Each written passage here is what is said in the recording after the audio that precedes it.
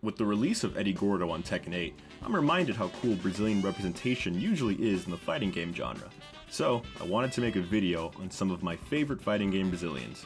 Just so you know, I'm a bit biased, as I have family from Brazil.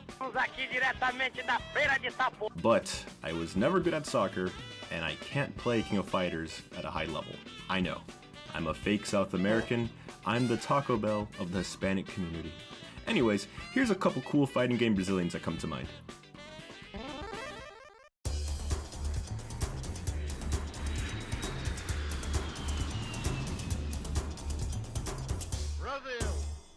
Let's start with debatably the most famous fighting game Brazilian on this list. If he even counts as a Brazilian, I'll get to that part when I cover his origins.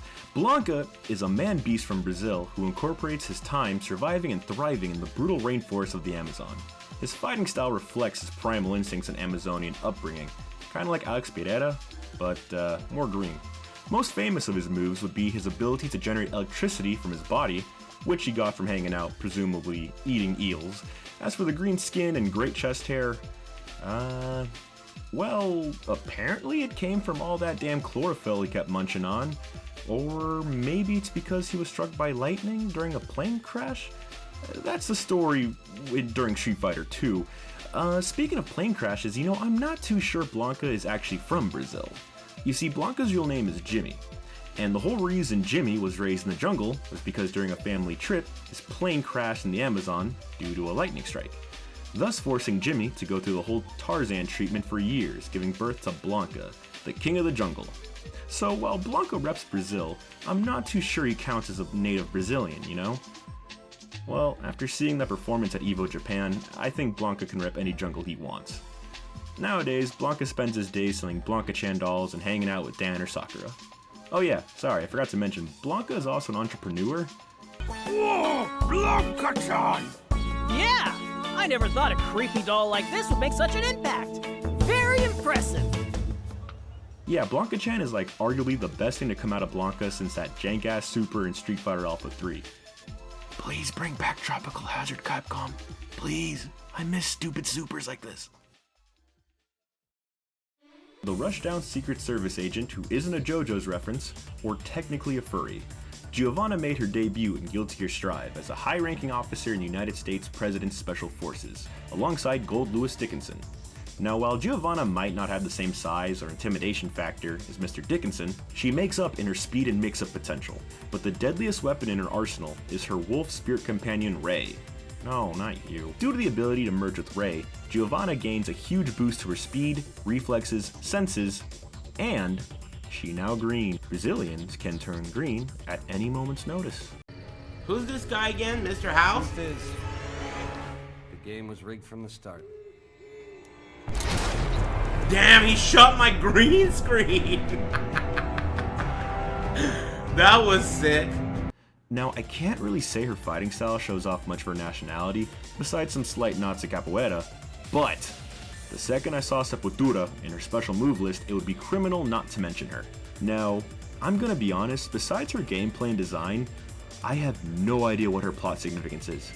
Because, to put it simply, besides Wooly and Daisuke, do you have any idea what Guilty Gear is about? Like, 90% of Guilty Gear players, casual and competitive, only have really vague ideas of what this plot is about. And I'm like, yeah, I know what Gears are.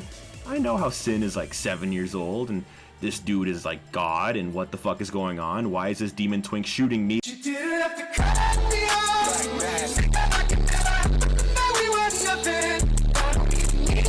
Anyways, Giovana's cool. Play Guilty Gear. Deep beneath the waters of the Amazon, there existed a grand kingdom filled with tens of thousands of aquatic merfolk. But when disaster struck, the empire was left in shambles, and only one remained, the lone emperor. Seeking to prevent his people's extinction, searches for survivors, and will let no one stop him. My second favorite merfolk, And wetness is the essence of beauty. Rikuo from Darkstalkers, is a family man and obvious reference to Creature from the Black Lagoon. Hailing from deep within the Amazon, Emperor Rikuo was on a quest for revenge after Pyron destroyed his home colony. Pyron is this little fireball looking thing. Now the sea is Rikuo's whole game plan, as he's an amazing swimmer, obviously, and has control of other sea life around him. No, stop saying Aquaman. Rikuo is not Aquaman, he's much cooler, he's riding a goddamn mock crab and isn't forced to be in a Zack Snyder movie. But he was in that weird Darkstalkers cartoon. Look at the circles under my eyes.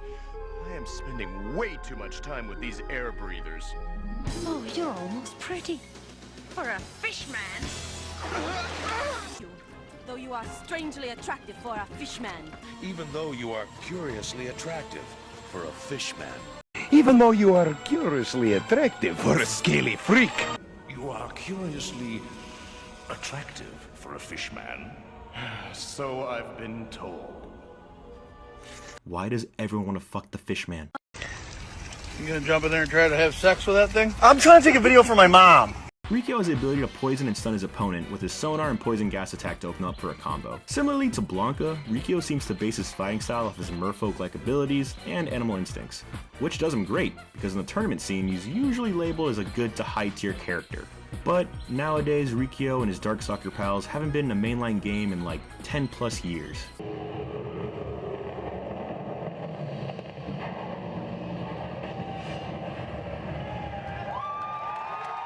So that was a fucking lie.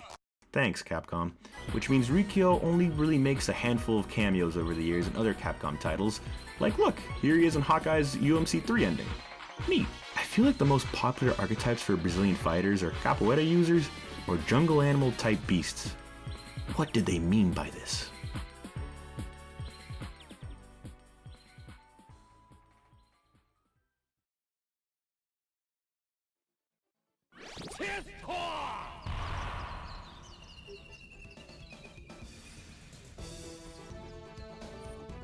Marco Rodriguez, also known as Kanishwood Butt. Yes, that's his English translation name. Well, it was, but now we all know him as Marco Rodriguez officially worldwide. The name change was due to avoid some confusion or lawsuits from an actual martial artist with a really similar name. Kinda like M. Bison and Mike Tyson, you know that situation. So Marco debuted in Garo Mark of the Wolves and is a Kyokugen-style karate black belt living in the outskirts of 2nd Southtown. You see, that's his hut, and state-of-the-art training equipment. I mean, he must be doing something right, because damn! If you train under the Sasaki family and eat copious amounts of feijoada and farofa in the wilderness, this could be you. As I mentioned before, he's trained with Ryo, so he has a pretty similar moveset. Imagine Mr. Karate with better hair. Stop! He's already dead! Like, come on, man. He even knows that our tax dollars are a complete waste of resources. This is your sign to move into the outskirts of your town, start your training arc. I know you can defeat the ATF. Just train hard enough. You can uppercut an APC. I believe in you. While his normal pokes may be a bit on the stubby side, he's got a great command normal, good knockdown-oriented special moves, one of the best and fastest fireballs, and overall some of the best offensive pressure in the game. Don't even ask me if I can do those insane feint combos in an actual match, but you know what I mean. Marco is a hard-hitting, serious, luchador-beating, dojo buster hunting black belt that sadly hasn't been in another SNK fighting game in a pretty long time. He's been given that role of characters you wish got more love in your fighting game, but now are cameos for players with thinning hair and back pain. Sorry, Marco. Maybe next time. Oh yeah, he was also in that SNK vs. Capcom card game. That kinda counts. You should play that game, by the way. It's pretty fun. Oh, what's this? Oh, cool, a new Garo Mark of the Wolves trailer. I wonder who's gonna...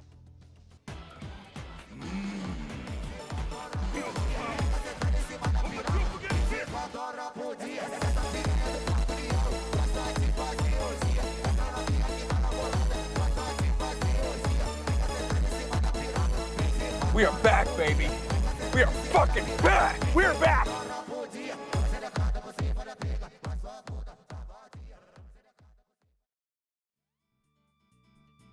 And a quick honorable mention to Sean from Third Strike. I wanted to put him on this list, but I feel like his rise and fall from Second Impact to Third Strike, the roller coaster of emotions, I'm gonna save him for another video.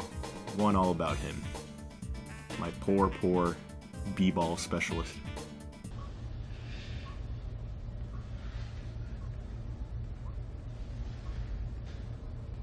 Look how they massacred my boy. Yeah, that makes sense. And that's pretty much it. I mean, these are all my personal favorite Brazilian fighting game characters. If you think I left some out that are crucial, let me know in the comments. I'd love to hear it. Again, if you've made it this far into the video, I appreciate you. Thank you for your time. I hope you liked it. If you did, that's cool too. Just appreciate you being here. That's all I gotta say. Like, subscribe, or don't. It's your life. You do what you want. Anyways, ciao.